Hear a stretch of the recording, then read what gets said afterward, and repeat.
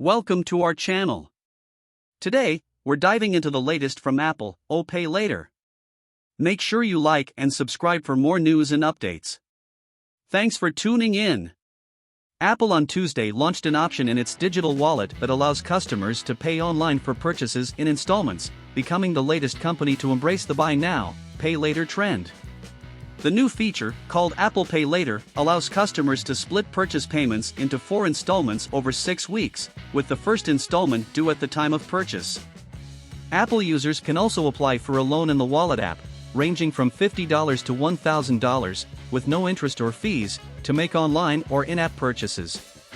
The payment option is rolling out to select US users now, with plans to roll it out to all eligible customers in the coming months, according to a company statement.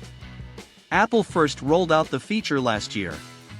Apple's move comes as a growing number of consumers are switching to buy now, pay later for services to stretch their budgets at a time of high inflation and broader economic uncertainty.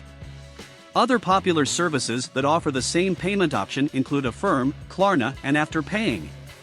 BNPL gained ground in 2020 with the onset of the COVID-19 pandemic. With mobility restrictions, e-commerce purchases skyrocketed, and many people began to resort to installment payments.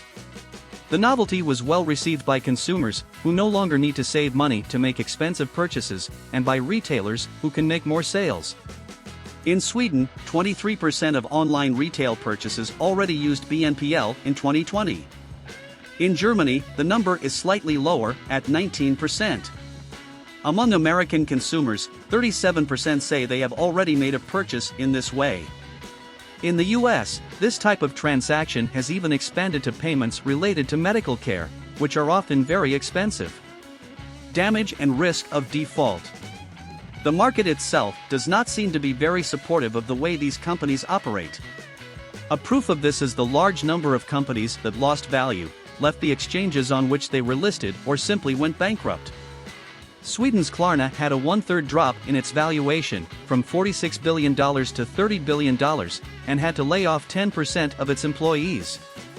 Affirm rolls, founded in the US, have lost about 88% of their price since November 2021, when they reached their maximum quotation. These companies have not made a profit so far.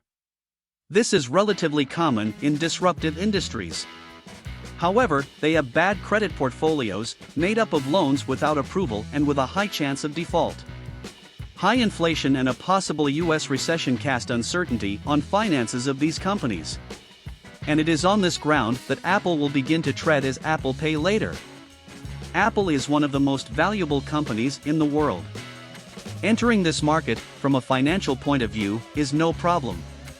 It's been years and years in the blue, with more than $370 billion in revenues in 2021, a services division with a profit margin of more than 70%, and good market shares in virtually all sectors in which it operates. If anyone has money to burn on BNPL, it's Apple. Proof of this is that the company created a subsidiary dedicated to Pay Later, which will practically control the entire business. MasterCard and Goldman Sachs join as technical partners, but the loans will all be made by Apple itself, including the credit assessment. The limit for each user will be around $1,000, the company says, and there will be no interest charged if payment is made on time. If the customer fails to pay, the limit will not be extended, but the default will not be reported to the credit bureaus. As Emma Roth writes in Verge, Apple's entry into the market normalizes BNPL and consolidates the payment method directly on the iPhone. Creating products and services that are good for the whole family has always been an Apple banner.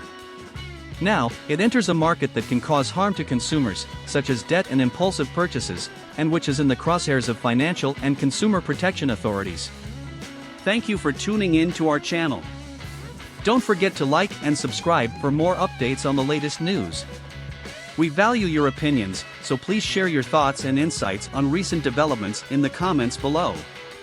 See you in the next video.